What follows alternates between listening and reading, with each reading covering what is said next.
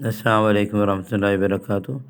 HMD تجویدی class, اس class کے اندر آپ سیکھیں گے عبادات اور نماز وغیرہ کا طریقہ اور 10 صورتیں ترجمہ کے ساتھ اور تجویدی اور قاعدے اور نماز ترجمے کے ساتھ اور بھی دیگر چیزیں، دعائیں اور بنیادی چیزیں تجوید کے اعتبار سے ہمارے اس چینل کو سبسکرائب کریں اور دوسرے ساتھیوں میں بھی شیئر کریں۔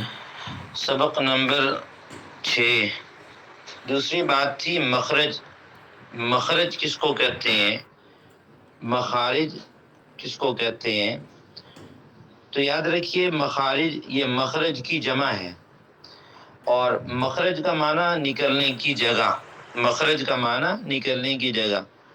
تو میں نے شروع کے اندر یہ بات بتائی تھی جہاں پر تجوید کی تعریف کی گئی تھی کہ جہاں سے حروف ادا کیے جاتے ہیں، نکلتے ہیں، ان کو نکلنے کی جگہ کہا جاتا ہے، کیونکہ عربی کلام میں جتنے حروف ہیں، حروف تہجی، ان کے ایک نکلنے کی جگہ ہے۔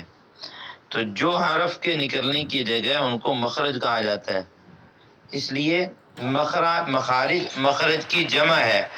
مخرج کے حروف کے نکلنے کی جگہ کو مخرج کہتے ہیں۔ ہونٹوں سے لے کر حلق کے آخر تک کل 17 مخارج ہیں۔ ہونٹوں سے لے کر حلق کے آخر تک کل 17 مخارج ہیں، یعنی کل 17 ایسی جگہ ہیں جہاں سے حروف نکلتے ہیں۔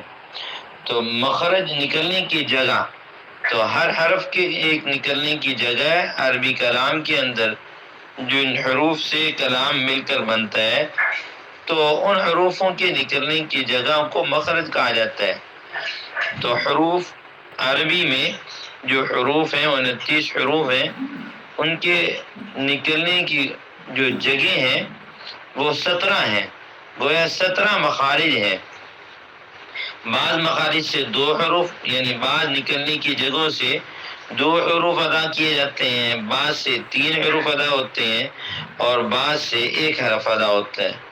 مثلاً اب گلے کے 3 حصے ہیں، اوپر والا حصہ، درمیان والا حصہ اور نیچے والا حصہ، تو ہر حصے سے 2 حروف ادا ہوتے ہیں۔ ایسی جگہ جہاں سے حروف نکلتے ہیں ان کو مخرج کہا جاتا ہے۔ مخرج نمبر 1، منہ کے اندر کا خلا، یہاں سے 3 حروف ادا ہوتے ہیں، یہاں سے 3 حروف ادا ہوتے ہیں۔ الف، واو، یا، جب وہ مدہ ہوں، جب یہ مدہ ہوں، یہاں سے 3 حروف ادا ہوتے ہیں، الف، واو، یا، جب یہ مدہ ہوں۔ مدہ کا مطلب یہ ہے کہ الف ساکن سے پہلے زبر ہو، واو ساکن سے پہلے پیش ہو، اور یا ساکن سے پہلے زیر ہو، جیسے با، بو، بی۔ تو ان کو ایک الف کھینچ کر پڑھا جاتا ہے۔ تو حروف مدہ کو بھی حروف مدہ بھی اسی لیے کہا جاتا ہے کیونکہ ان کو ایک الف کھینچ کر پڑھا جاتا ہے۔ آگے چل کر ہم بات پڑھیں گے، ایک ہوتا ہے پڑھی حرکت اور ایک ہوتا ہے کھڑی حرکت۔ کھڑی حرکت کو کھینچ کر پڑھا جاتا ہے، جیسے مدہ کو کھینچ کر پڑھا جاتا ہے، اور پڑھی حرکت کو آدھے الف کے برابر پڑھا جاتا ہے۔ اب 3 حروف ایسے ہیں جن کو مدہ کہا جاتا ہے۔ تو منہ کے اندر کا خلا، واو الف، منہ کے اندر کا خلا، یہاں سے 3 حروف ادا ہوتے ہیں، واو الف یا، واو الف یا، جب یہ مدہ ہو۔ تو یاد رکھیے یہ مدہ اس وقت کہلائیں گے کہ جب الف سے پہلے زبر ہو، واو ساکن ہو اور اس سے پہلے پیش ہو، یا ساکن ہو اور اس سے پہلے زیر ہو، جیسے با الف زبر با، اب الف ساکن ہے اس سے پہلے زبر ہے، اور بو، واو ساکن ہے اس سے پہلے پیش ہے، بی، یا ساکن ہے اور اس سے پہلے پیش ہے۔